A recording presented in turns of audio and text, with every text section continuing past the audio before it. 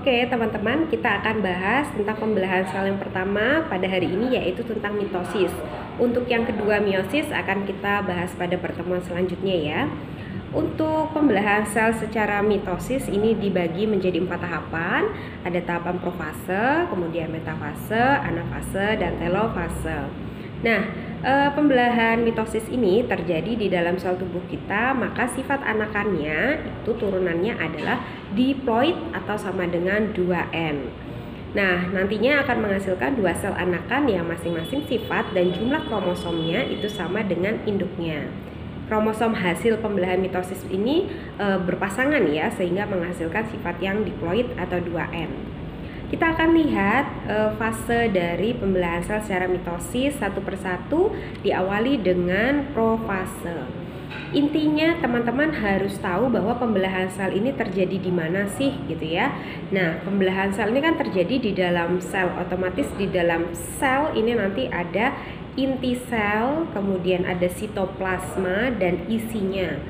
Dimana teman-teman kelas 11 itu sudah pernah belajar tentang pembelahan sel reproduksi gitu, berkaitan dengan ovum dan spermatozoa. Pada intinya pembelahan-pembelahan itu yang akan kita bahas. Nah, kita lihat pada tahap profase.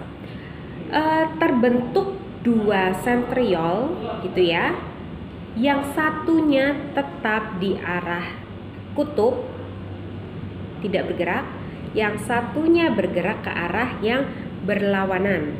Nah, pada saprofase ini, teman-teman ingat ya, kelas 11 itu ada bagian yang disebut dengan sentriol. Sentriol adalah bagian sel yang berfungsi untuk melakukan proses pembelahan sel, di mana sentriol ini yang akan bergerak ke arah kutub yang berlawanan. Nah, tiap sentriolnya ini dia akan memancarkan benang-benang spindle, di mana benang spindle ini yang nanti saling berhubungan antara sentriol yang satu dengan sentriol yang lain. Jadi mereka sepasang ya, sepasang sentriol. Nah, kita lihat di sini membran inti sel nukleus ini mulai menghilang. Membran sel gitu ya, membran inti sel maksudnya, membran inti selnya sudah mulai menghilang. Tolong bedakan membran sel dengan membran inti sel. Membran sel adalah membran yang terletak di luar sel gitu ya. Sedangkan membran dari inti sel ini berada yang di dalam. Nah, membran inti selnya ini menghilang, sudah mulai menghilang. Kemudian jika teman-teman masih ingat, di dalam sel inti sel ini ada apa sih? Ya, ada kromosom.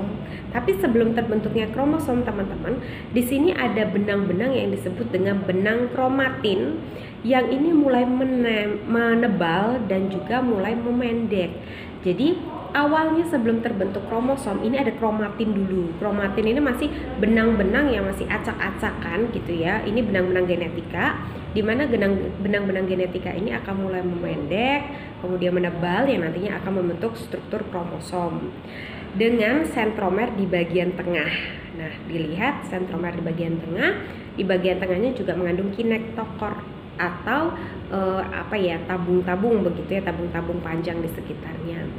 Kemudian lengan kromosom ini membujur menjadi 2 bagian yang disebut dengan sister kromatid. Nah, di sini ada yang disebut dengan sister kromatid karena 2 lengan kromosom yang sama. Jadi intinya pada tahap profase ini, yang pertama, sentriol itu sudah mulai bergerak ke arah kutub yang berlawanan. Kemudian setiap sentriol ini akan memancarkan benang-benang spindle yang akan menghubungkan satu sentriol dengan sentriol yang lain. Kemudian membran inti selnya sudah mulai menghilang dan benang-benang kromatinnya mulai memendek, menebal untuk membentuk struktur kromosom, di mana terbentuk kromosom dengan 2 lengan yang sama yang disebut dengan sister kromatid, yang nantinya 2 lengan ini yang akan dijerat oleh si benang spindle pada si sentriol tersebut.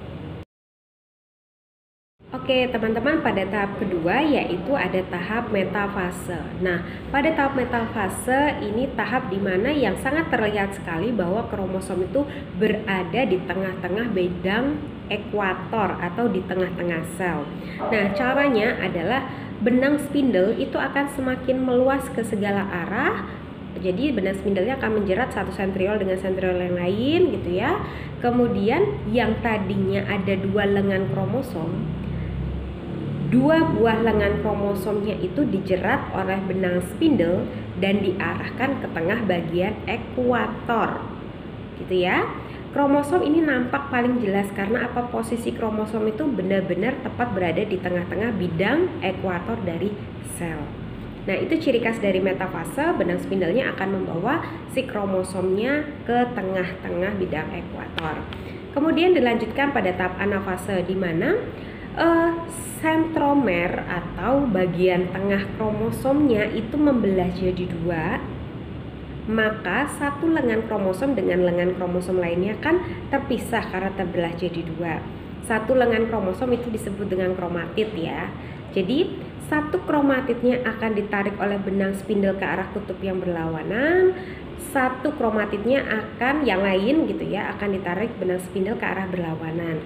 Jadi pada tahap anafase ini benang spindle akan menjerat kromatid ke arah yang berlawanan. Nah, kemudian pada tahap telofase, jadi ditandai dengan kromatid yang ditarik tadi itu sudah menuju kutub-kutub yang berlawanan. Nah, di sini kromatid akan mengumpul pada ujung dan kemudian berubah menjadi butiran halus atau yang disebut dengan kromatin. Nah, kembali lagi ke tahap awal. Jadi dia akan membentuk kromatin, kemudian benang spindlenya otomatis akan semakin menyusut di kedua ujung. Nah, membran inti selnya mulai terbentuk di kedua ujung untuk menampung kromatinnya. Kemudian bagian ujungnya itu terbentuk lekukan gitu ya, mulai melekuk di bagian ekuatornya. Nah, lekukan itulah yang nantinya akan menyebabkan sel itu membelah menjadi dua bagian. Nah, pada tahap telofase ini terdiri dari dua, ada karyokinesis yaitu pembagian inti sel, dan yang kedua sitokinesis yaitu pembagian sitoplasma. Kalau teman-teman masih ingat, dulu waktu pembelahan sel gitu ya, kita bahas tentang reproduksi, terbentuknya badan polar ketika pembentukan ovum dikarenakan saat pembagian sitoplasma itu tidak terjadi secara adil, maka terbentuklah badan polar yang nanti kita juga akan bahas pada pertemuan selanjutnya. Nah, teman-teman, itu dia berkaitan dengan pembelahan sel secara mitosis. Ada 4 tahapan, yaitu profase, metafase, anafase, telofase.